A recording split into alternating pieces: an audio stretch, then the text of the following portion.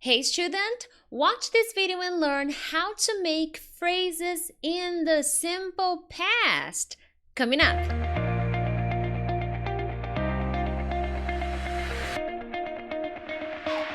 Hey friends, Teacher Briggs here to help you talk to anyone, anywhere, anytime in English. First of all, thank you so much for joining me on another English lesson. If it's your first time here, consider subscribing because from Monday to Friday, I post different kinds of English lessons to help you become a better and more confident English speaker. So hey, consider subscribing.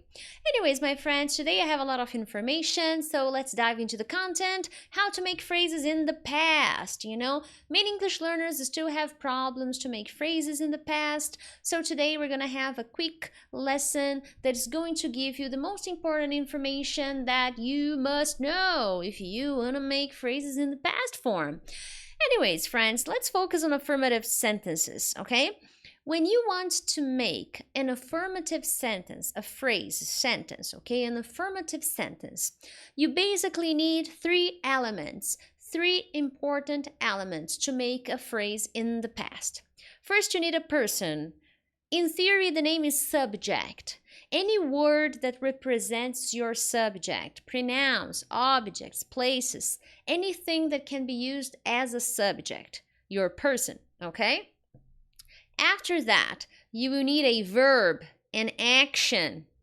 What is an action? It's something you do, okay? A verb indicates an action. Sleep, run, eat, study, try, work, dance, okay? And then we need a complement. What is a complement? A complement will help you complete the idea of the verb. It can be one word or a group of words that will complete the idea of your sentence. If you say, I like, you have to finish. You like music, you like sports, you like to dance. So the complement is any word or group of words that will help you complete the idea of your sentence. Okay, I eat. What? I eat breakfast every morning. So breakfast every morning is your complement. So in a phrase, in a basic phrase, we always have these three elements: the subject, the action, the complement, okay? Now, when we are making phrases in the past, we have two types of verbs: regular verbs and irregular verbs. What's this? When we make a phrase in the past form, in affirmative sentences, your verb will change a little. You will change the way you write and you will change the way you pronounce that verb. This only happens in affirmative sentences, okay? So your verb is not you will not use this verb in the base form. You have to use it in the past form, and we have two types. The regular verbs in the past form are the verbs that you will add the letters ed or ied. You will only need to add these letters to your regular verbs. So for example, watch, watched, listen, listened, study, studied, cry, cried, play, played. Okay, so these are regular verbs. Teacher Pricks, how do I learn the regular verbs? Guys, I don't have a recipe, a rule. Oh, these are the regular verbs. No, you have to start a short list of regular verbs, and gradually you will learn how to use these verbs in everyday conversations. You will remember these verbs more easily, okay? There's no other way, sorry. On the other hand, irregular verbs in the past form are the verbs that will have a completely different spelling and pronunciation, okay? So go in the past, it's irregular, it's went. Buy is irregular, so in the past it's bought. Hey, pay attention to the pronunciation. It's not both. No, it's not the TH sound. It's bot. Okay? Spend, spent. Read. In the past, you write the same, but the pronunciation is different. Read. Bring, brought. So the difference between regular and irregular verbs is in the way you write and pronounce them. And regular verbs, they will always end in ed or ied. And the only way for you to learn regular and irregular verbs is by studying and making short lists as you make progress in your English journey, in your study routine. Okay? I always dedicate some time to studying verb conjugations and learning new regular and irregular verbs. Okay? And remember, always connect this list with your life. Because if you're just going to work on learning verbs, you will not learn them because are they relevant to you? Because if you don't use them, you will not remember them, okay? Moving on. So here are some examples of phrases. I, what's this? My subject. It could be Jane. It could be the kids. It could be Peter, okay? I went to the movies last night.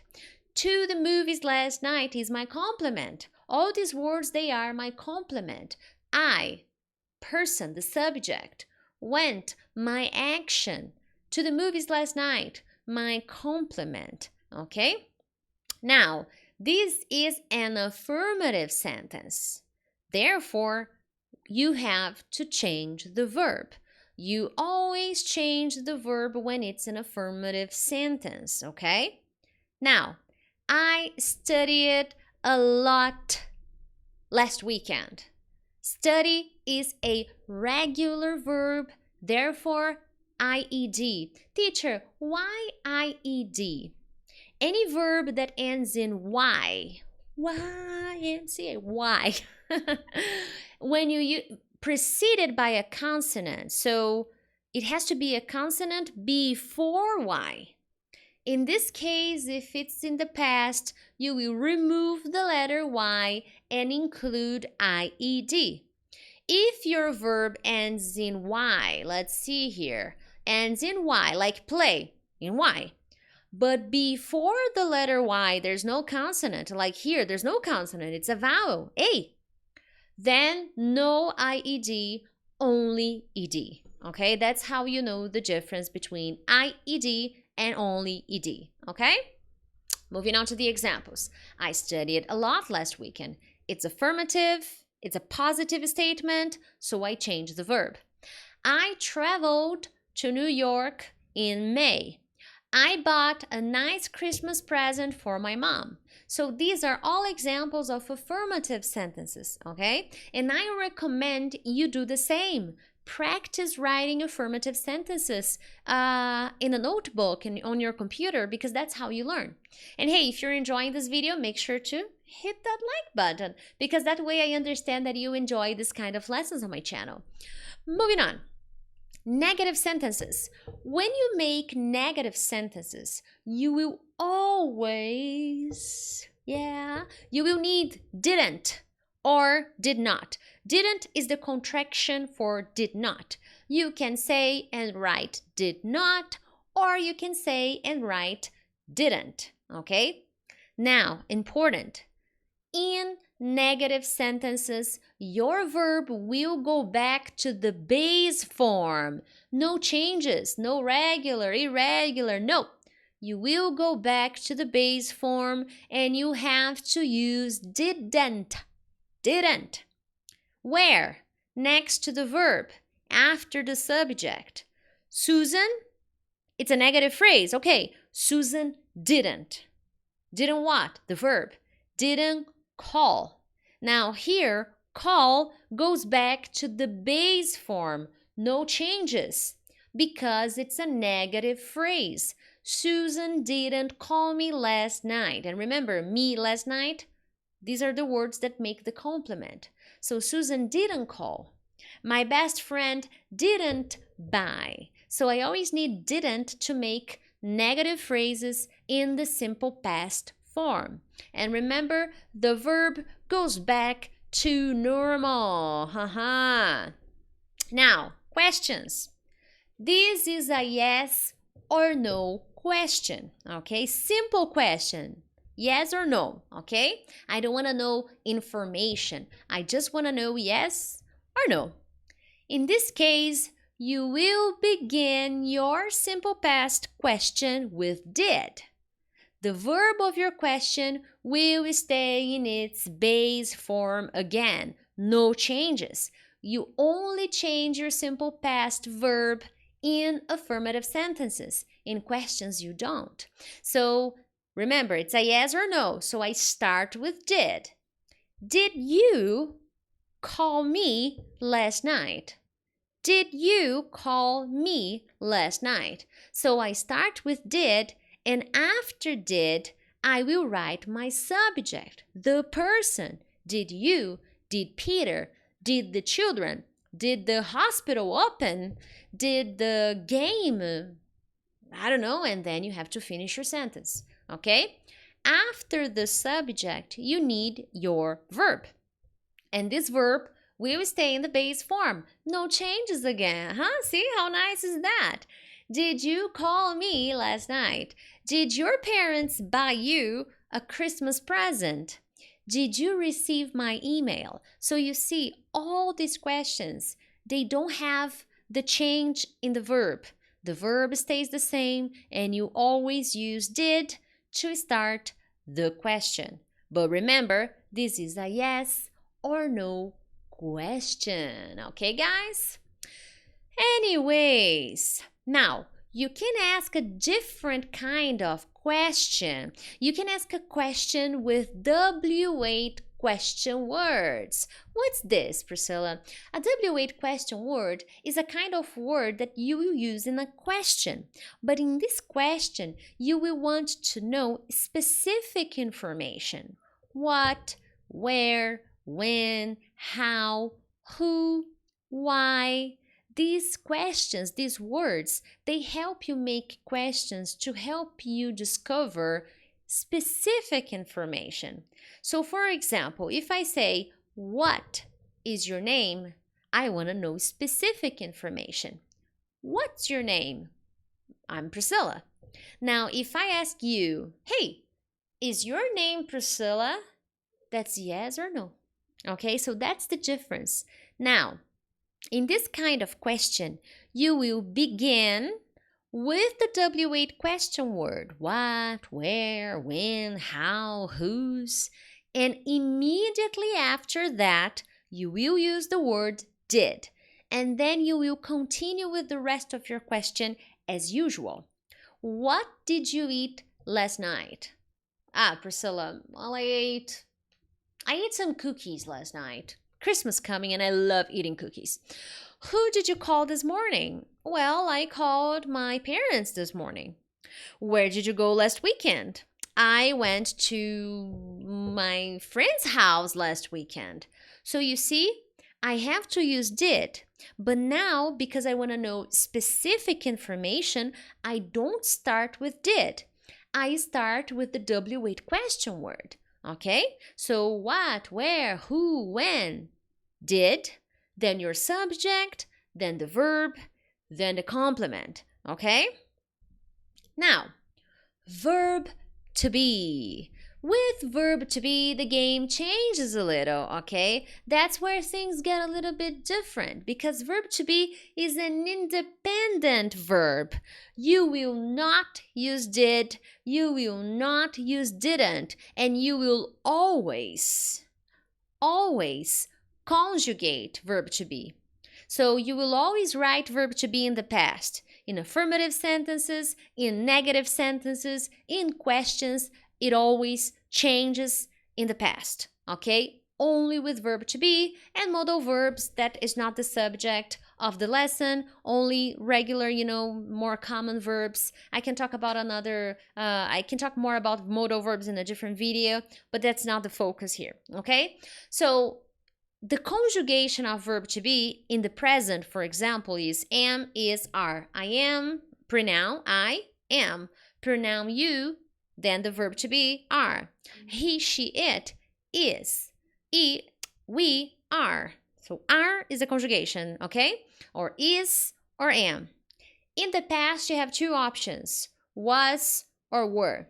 What's the difference? The conjugation, the pronouns, okay? So if I'm talking about myself, I, okay, myself, was. If I'm talking about my best friend, only one person, was. If I'm talking about my dog, one dog, was. If I'm talking about two people, they, okay? So were. If I'm asking you a question, were. Okay, so that's the difference between was and were.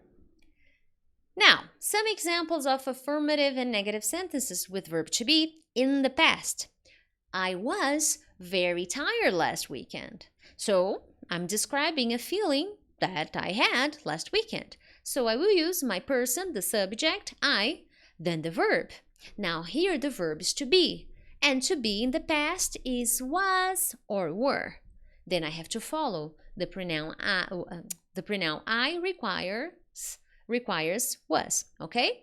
Now James was very upset this morning. I wasn't home this morning. So you see, this is a negative phrase. And in this case, no, didn't. You will use verb to be to make the negative phrase. So here I didn't type, but you can say I wasn't or I was not. You weren't or you were not. We weren't hungry, so we didn't have dinner. So I could say we were not hungry, so we didn't have dinner. So this is a specific verb that doesn't need did to make phrases, to make negative or questions, okay? Now, in questions, if I want to ask a yes or no, okay, this is only for this case. Yes or no question, all I have to do is invert the position between the subject and verb to be. Now, thinking about affirmative. With affirmative phrases, I start with the subject, the person, the object, the animal, the thing, okay? After that, I use verb to be. James was tired this morning. This is an affirmative sentence. If I want to turn this into a question, then I invert the position between James and verb to be. Verb to be comes first. Was James tired this morning? The kids were in the living room. Were the kids in the living room? And that's how you make a yes or no question with verb to be. If you want to ask a question, oh, Julio, thanks for the donation. That is very kind of you. If you want to make a specific question with W8, same thing. You will start with W8, what, where, when, how, and after that, verb to be. What was your favorite food when you were a child? So what was? Okay, so that's the idea of verb to be in the question, but you will not always use verb to be, okay? You will only use verb to be if you need. If you need the verb go, bye-bye to be, no verb to be. Where did you go last night? Where did you go yesterday? So think about this, okay? You don't use verb to be all the time, only if you need the translation of verb to be. Just the same way as when you use the verb go or eat or drink or sleep, okay? If you are not familiar with the translation of verb to be, I don't like translations, but I definitely recommend you understand verb to be, okay? Whoa, that's a lot. Anyways, my friends, I want to practice with you. So I want to know here in the comments, I want you to share with me. Oh, another person made a donation. Thank you very much. I don't know how to spell your name, how to say Wusk. Wusk, thank you for your donation. That's very sweet. Now, I want you to tell me, what did you do this morning? And if possible, write one phrase in an affirmative way and one phrase in a negative, okay, a negative phrase, and ask me a question. in the past, okay? Anyways, my friends, it was a lovely class. I hope you enjoyed it. If you found value in this lesson, please hit the like button. This really helps me understand what kind of lessons you want.